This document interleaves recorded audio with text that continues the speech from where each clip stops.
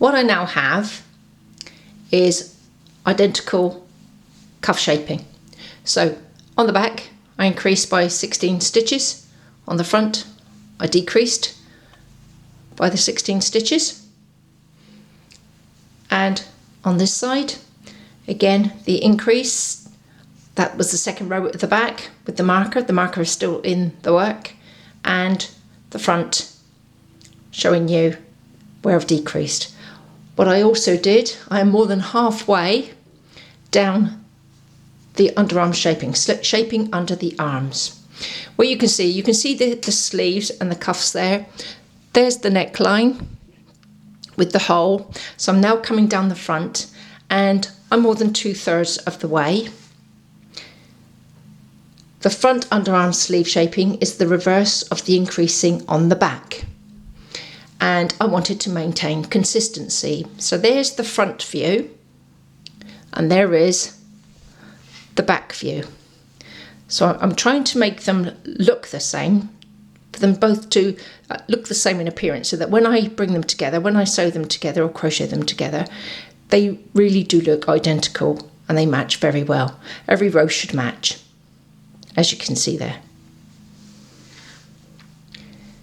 The pattern instructs to decrease 1 stitch at the beginning of each row by knitting 1 stitch, then knitting 2 together until you reach 90 stitches, until there's 90 stitches on the needle.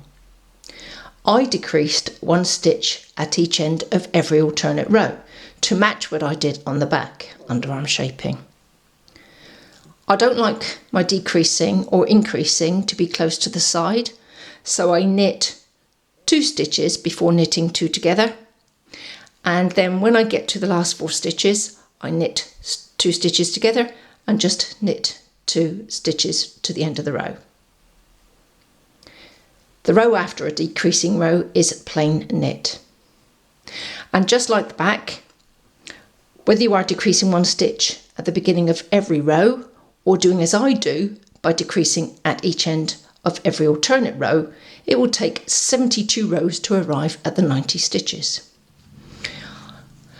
With this shaping that you see here, from the underarm increase to where I am now, I have worked 52 rows. Therefore I have decreased by 52 stitches, and I have 20 rows or 20 stitches to decrease to reach the 90. And now I'm going to show you what I do. Throughout your work, make sure you count. I've dropped a stitch here, simply pick it up, put it on the needle, free my yarn, here we go. So, as I said, I don't like it close to the edge, so I've got quite a neat decrease here. Knit 1, knit 2, knit 2 together. So what you're doing is you're putting your needle through the second stitch, just the front of that stitch, bring that closer, and through the first stitch. So you get them both together, and that's how it looks on the needles. Take your yarn round, bring it through, slip the 2 stitches over, and what you're now going to do is knit to the last 4 stitches, and we'll reverse what we've just done here by knitting 2 together at the end and knitting 2 stitches.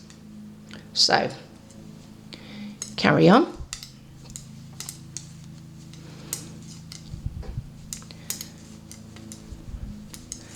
And knit.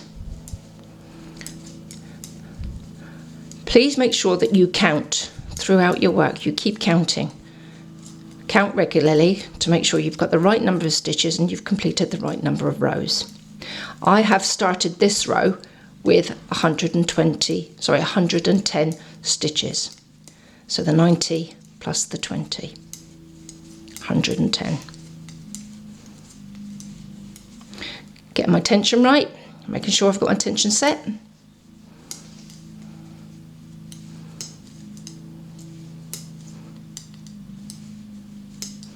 Just going to move the work up. Set my tension again.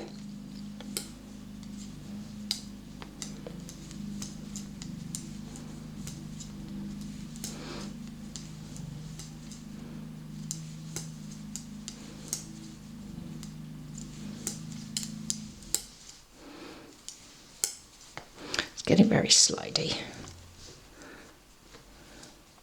It's quite a long piece of work now, because it is all knitted in one, which is quite nice actually, because the only seams that I will have are the two underarms.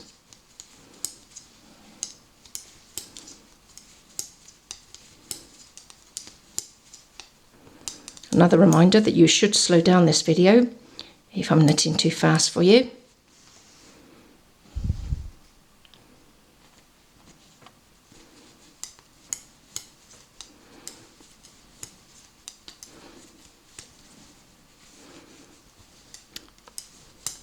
Today is the 24th of May 2020. We are still in lockdown in the UK. We've been very fortunate that we've had beautiful weather.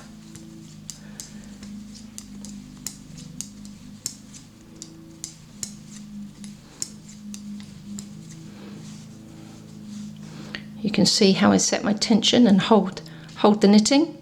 I'm going to have to move that on there. There you go. So yeah, set my tension, hold my knitting in the crook of my thumb and finger.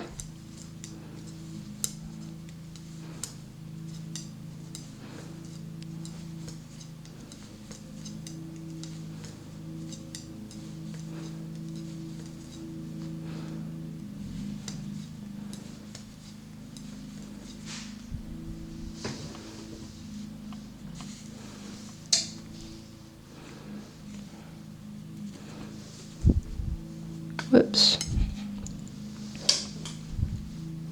Nearly there. Here we go.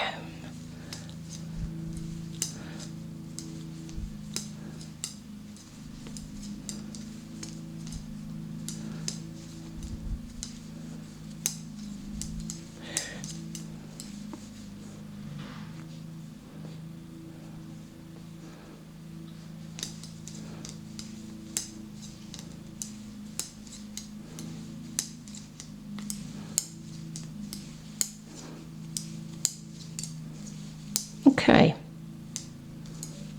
here we go again. So it's exactly the same this time. We work this exactly the same. So put the needle through the front of the second stitch and through the front of the first stitch. And that's what you're looking at. Take the yarn around, bring the yarn through, take the 2 stitches over, knit 2 stitches.